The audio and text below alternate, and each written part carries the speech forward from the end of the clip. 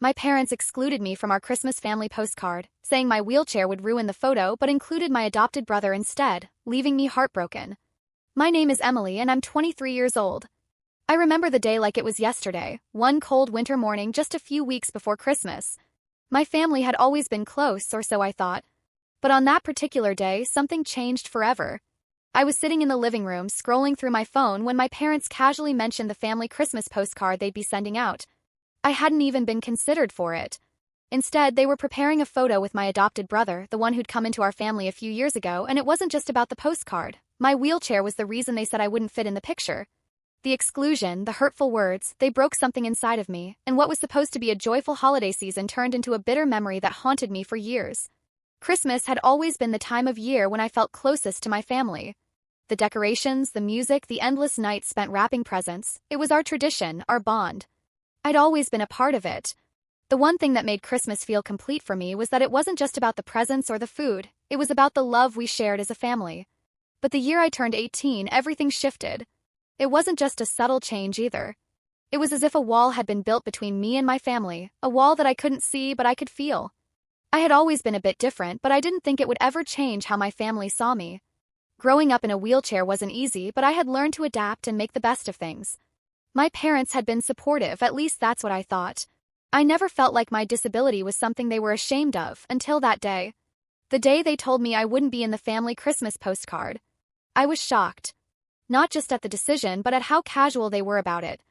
There was no discussion, no empathy, just a statement that would linger in my heart far longer than they ever intended. Our family wasn't perfect, but we were always there for each other. I grew up with two loving parents, and my younger adopted brother, Ben, had been part of our lives since I was 10. Ben was a great kid, smart, funny, and always eager to help. But things were different after he came into the picture. It wasn't that I didn't like him, how could I? He was family. But there was something about the way my parents changed after he joined us. It was subtle at first.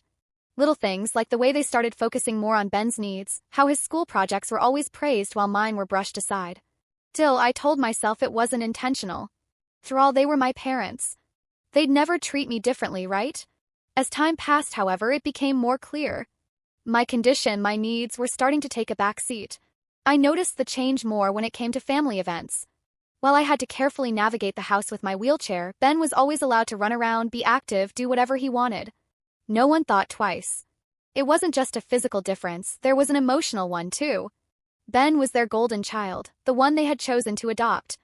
They always spoke about how lucky they were to have him, how blessed their family was with him.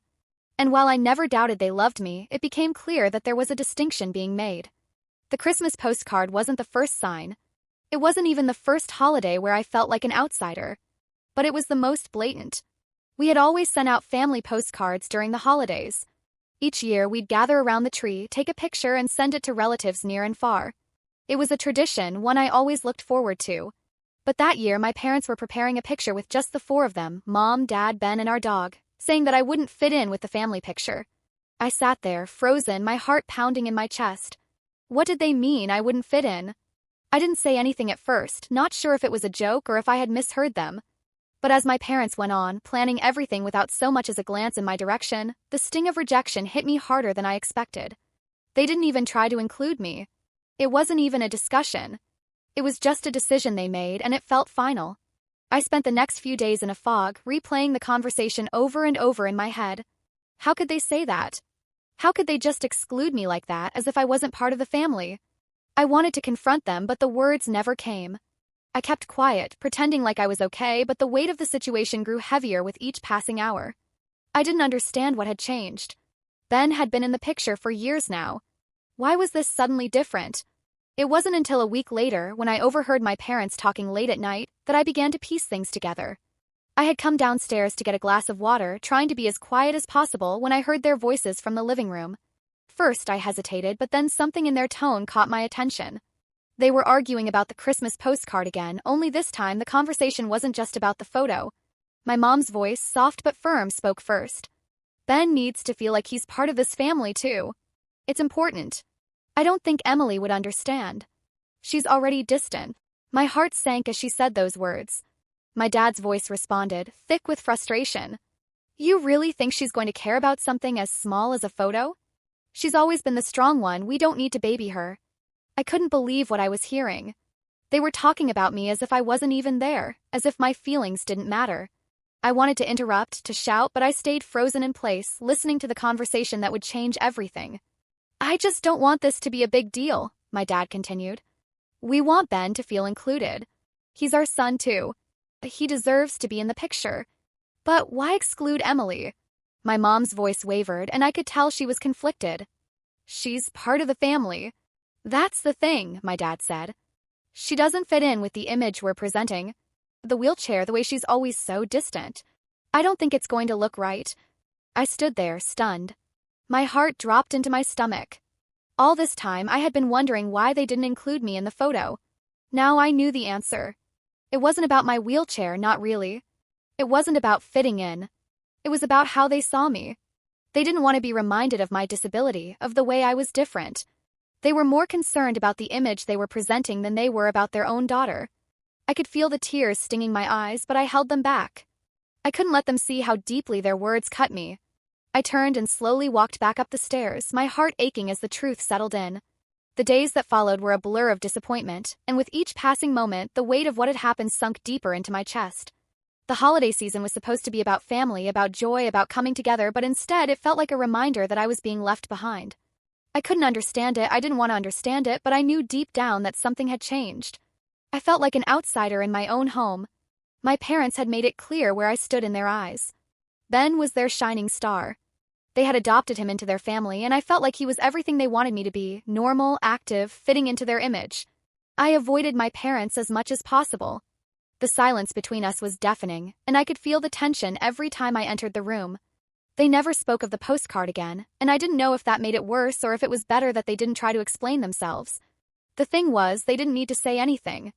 Postcard was all the explanation I needed. It was a slap in the face, a public display of how little I mattered to them. The days leading up to Christmas were agonizing. I spent most of my time in my room, scrolling through social media, looking at photos of other families enjoying the holidays together. I kept seeing posts from people whose families had sent out their Christmas cards, the ones where they looked perfect, and it felt like a punch to the gut. I tried to keep myself busy, distract myself from the pain, but it was impossible. Every time I thought of that damn postcard, my heart shattered all over again. Then, just days before Christmas, I walked into the living room to find my parents sitting together on the couch, holding the postcard they had sent out. I hesitated in the doorway, unsure whether to turn around or stay. They hadn't noticed me, and for a brief moment I thought about leaving, about avoiding the confrontation. But I couldn't. Not anymore. I stood there, watching them as they smiled at the photo. My mom's arm around Ben's shoulders, my dad's hand resting on Ben's head. They were both grinning, looking so happy, so proud of the little family they had built. And in the background, their dog perched perfectly beside them. Everything was so perfect. Everything except for me. It was clear now. The image they had sent out to the world wasn't just about capturing a moment of family happiness. It was a message. It was their way of showing the world what they wanted their family to look like. And I didn't fit into that picture. The truth stung more than I expected it to. I thought I was prepared for it, but I wasn't. I never could have been. Finally, my mom turned and saw me standing there. Her eyes widened in surprise, but I could tell she wasn't quite sure how to handle the situation. She quickly set the postcard down on the coffee table and straightened up, a nervous smile on her face. "Emily," she said softly, her voice tentative. "We were just looking at the postcard. It's going to be a wonderful holiday, don't you think?" Her words felt empty. I wanted to scream, to shout at her. "You really think I care about a stupid postcard right now?" But I didn't. I didn't say anything. I just walked over to the bookshelf, grabbed a photo from a few years ago, the last family picture that included me, held it in my hand for a few moments, and then turned to face them. I stared at them, my chest tight, trying to keep the tears from welling up. "Do you even realize what you've done?" I asked, my voice calm, but my heart was breaking. I never asked for much. All I ever wanted was to be part of this family. But you've made it so clear that I don't matter. You excluded me without a second thought, like I was some kind of afterthought, something that doesn't fit into your perfect picture. My mom opened her mouth to say something, but I stopped her, my hand raised as if to ward off her apology. I didn't want to hear it. Not yet. Not until they really understood the damage they had done. "You didn't even bother to talk to me about it, did you?" I continued. "You just decided that I wasn't good enough to be in the picture. You said it. You said it wasn't going to look right, that my wheelchair was going to ruin everything. I could feel my voice crack, but I wasn't going to let them see how much their words had hurt me. I wouldn't give them that satisfaction. I don't care about the postcard, I said, my voice now hard, bitter. What I care about is that you saw me, your own daughter, as someone who didn't belong. And you did it without even thinking about it. You never even considered how I might feel. I'm just not normal enough for you. I threw the photo back on the shelf with a sharp motion, the frame rattling against the wood. You made your choice, I said, my tone quiet but final. You've always made it. And I'm not going to beg for your approval anymore. I turned to leave, but I paused just before walking out of the room. My back was to them, but I could still hear their voices in the silence. My mom's voice, softer now, calling after me. Emily, please, we didn't mean to hurt you. I didn't turn around. I didn't want to hear it.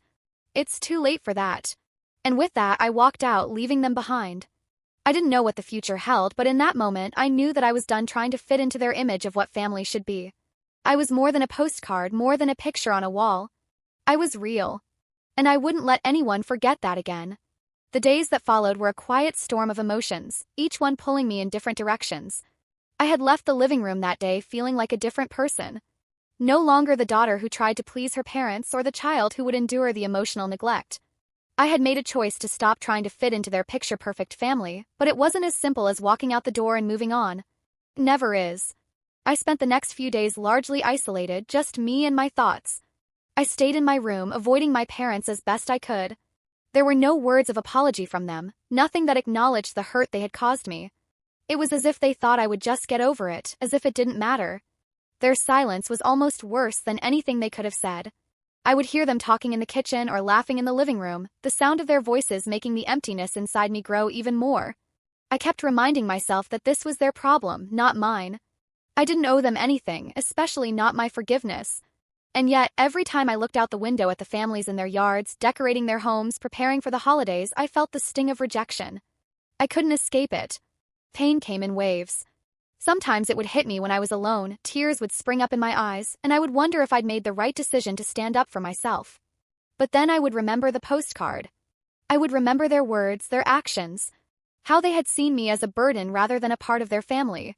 And that was when I would remind myself that I wasn't the problem. They were. Took me a while, but slowly I found a way to regain some semblance of control. I started spending more time with my friends, people who accepted me for who I was, who didn't see my wheelchair as an obstacle or something that needed to be fixed. They were the ones who reminded me of my worth, who helped me see that I was more than what my parents thought of me. One evening, about a week after the confrontation, I received a text from my mom. It was simple, nothing fancy. Just a few words that seemed like they could have been written by anyone trying to salvage something broken. I'm sorry, Emily. Can we talk? I stared at the message for a long time. My mind raced, torn between wanting to give her a chance to explain and knowing that it could very well be another empty apology.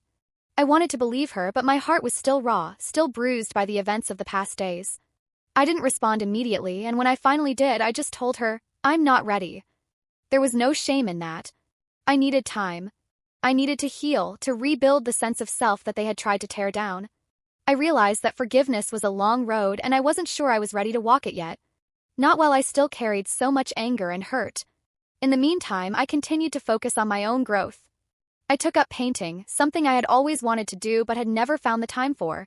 It was a quiet act of rebellion against the confines of the image they had painted for me. I would sit by my window, my brush moving across the canvas as the world outside seemed so distant, so irrelevant. The holidays came and went.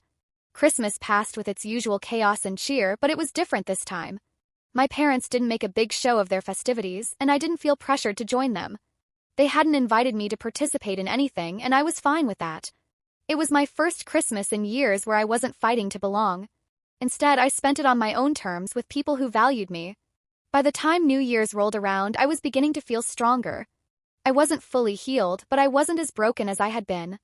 The emptiness that had threatened to consume me in those early days was now a part of my past. I knew I had a long way to go, and my relationship with my parents still wasn't where it needed to be, but I had learned to prioritize myself. One afternoon in early January, as I was sitting with a cup of tea, I got another message from my mom. This time it was different. It was longer, more heartfelt. She acknowledged the hurt, the pain she had caused. She told me that she was trying to understand and that she wanted to make things right. She didn't ask for my forgiveness, but she promised that she would keep trying. I read her words carefully, taking in every syllable. It wasn't the apology I had hoped for, but it was a start.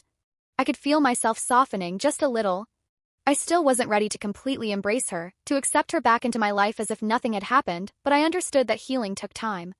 In the end, I chose to respond. I thanked her for reaching out, but I let her know that I needed space to process everything. I didn't know what the future held for us, but I did know one thing. I was no longer that little girl who had tried to fit into a family that didn't accept her. I was stronger than that. Life went on. I continued to paint, to grow, to find peace within myself. My relationship with my parents slowly began to evolve, but it was a delicate thing, one that needed patience and time. I wasn't sure if it would ever be the same as it once was, but I wasn't afraid anymore. I had found my own worth, and no matter where life took me, I would never let anyone take that away again.